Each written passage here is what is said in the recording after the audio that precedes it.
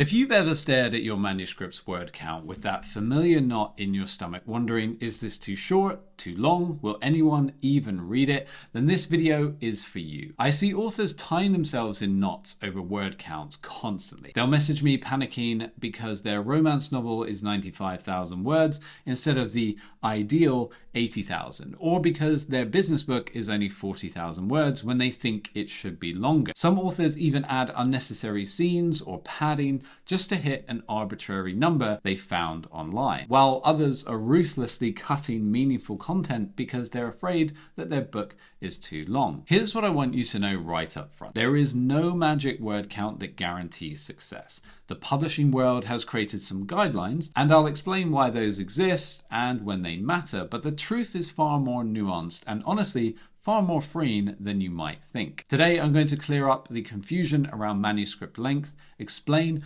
when word count actually matters and when it doesn't, and most importantly help you figure out the right length for your specific book. By the end of this video, you'll have the confidence to focus on what truly matters, telling your story in the most effective way possible. Let's start with why word counts became such a big deal in the first place. Traditional publishers care about word count for three practical reasons: production costs, reader expectations, and shelf space. From a cost perspective, longer books require more paper, more ink, higher shipping costs, and more expensive binding. A 120,000 word novel costs significantly more to produce than a 80,000 word novel, which means publishers need to be confident that they can sell more copies or charge higher prices to maintain their profit margin. Reader expectations play a huge role too. When someone picks up a romance novel, they generally expect a certain reading experience, something they can finish in a few sittings.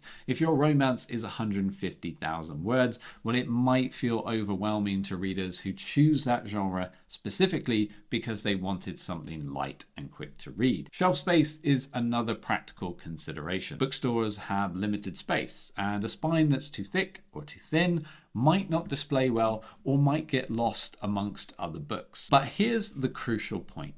These are business considerations, not creative ones. Publishers use word count guidelines as a way to predict marketability and manage costs, but they're not judging the quality of your story based on its length.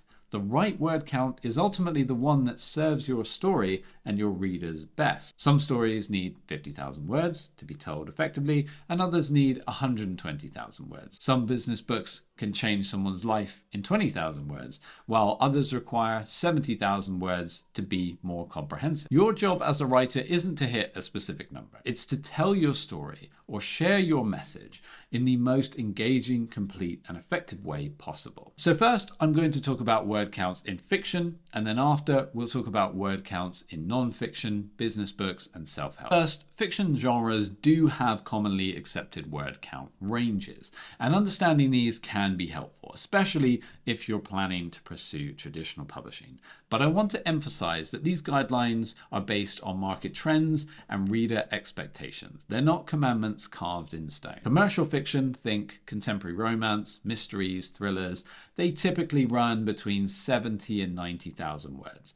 Romance specifically tends to be on the lower end, around 70 to 80,000 words, because readers often want to devour these books quickly and move on to the next one. Mystery and thriller readers expect tighter pacing, which usually translates to leaner word counts. Fantasy and science fiction readers, on the other hand, often expect longer word counts, so anything from 80 to 120,000 or even more. That's because these genres require world building, complex magic systems, or futuristic technologies that need more explanation. Readers of fantasy and sci-fi actually expect and want immersive detail, so longer word counts are not only acceptable but often preferred. Literary fiction sits somewhere in the middle, typically 80 to 100,000 words, though there's more flexibility here since literary readers are often looking for depth and artistic expression rather rather than consumption. Young adult fiction, that typically runs shorter, around 50 to 80,000 words, reflecting the attention spans and reading habits of the target demographic. But here's what's really important to understand. These ranges exist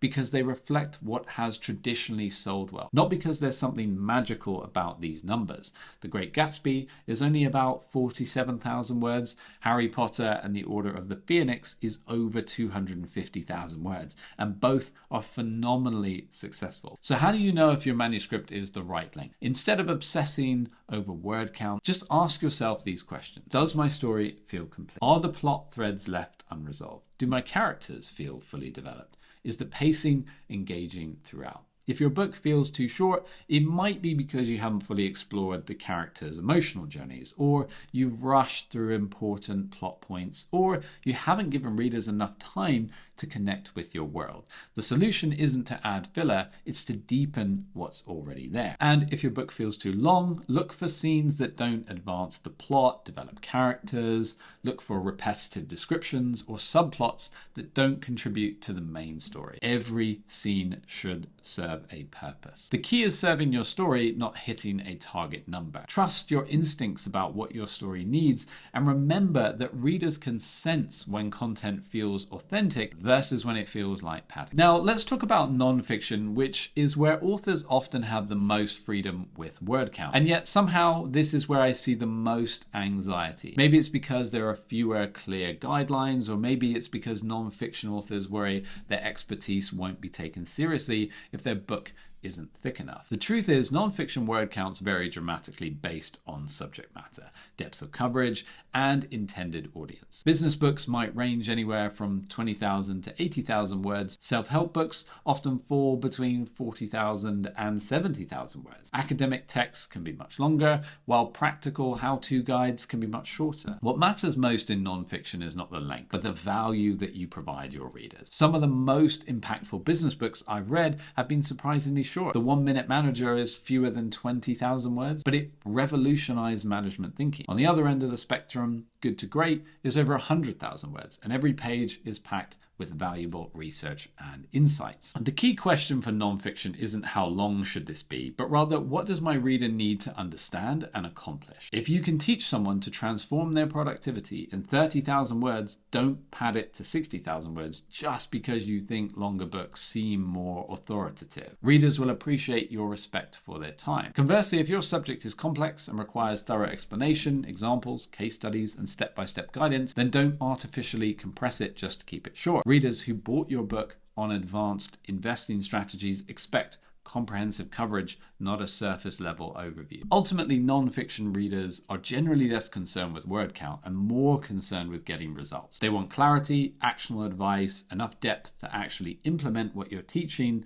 Focus on delivering that value, and the length will take care of itself. One practical tip here is to consider your book's promise. If your subtitle promises everything you need to know about a topic, readers will expect comprehensive coverage. If you promise quick strategies, they expect efficiency and brevity. So how do you determine the right length for your specific book? Start by evaluating your content objectively, which I know is easier said than done when you're emotionally invested in your work.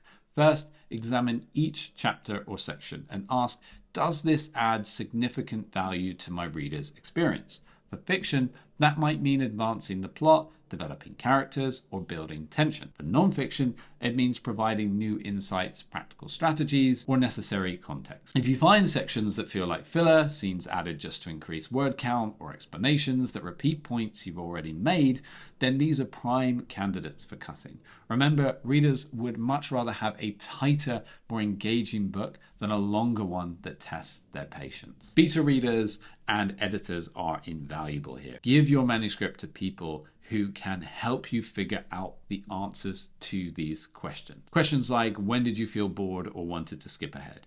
Where did you want more detail or explanation? Did the ending feel rushed or drawn out? Their feedback will be far more valuable than any word count guideline. Professional editors will also be able to provide objective assessment of pacing and structure.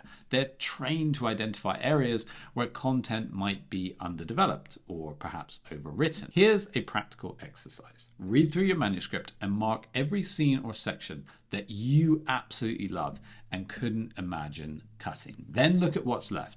Does it all serve your story or your message effectively?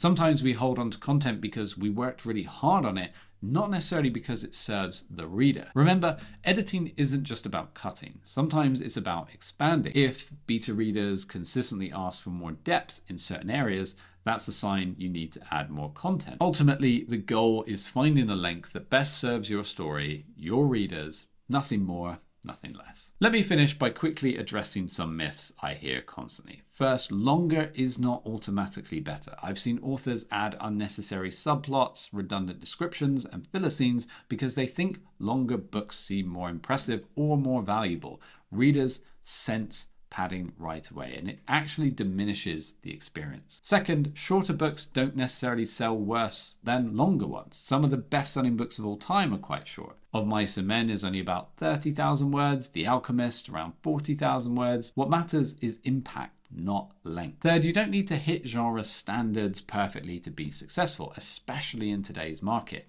where indie publishing has opened up new possibilities. Readers are increasingly open to different lengths if the story or the content is compelling.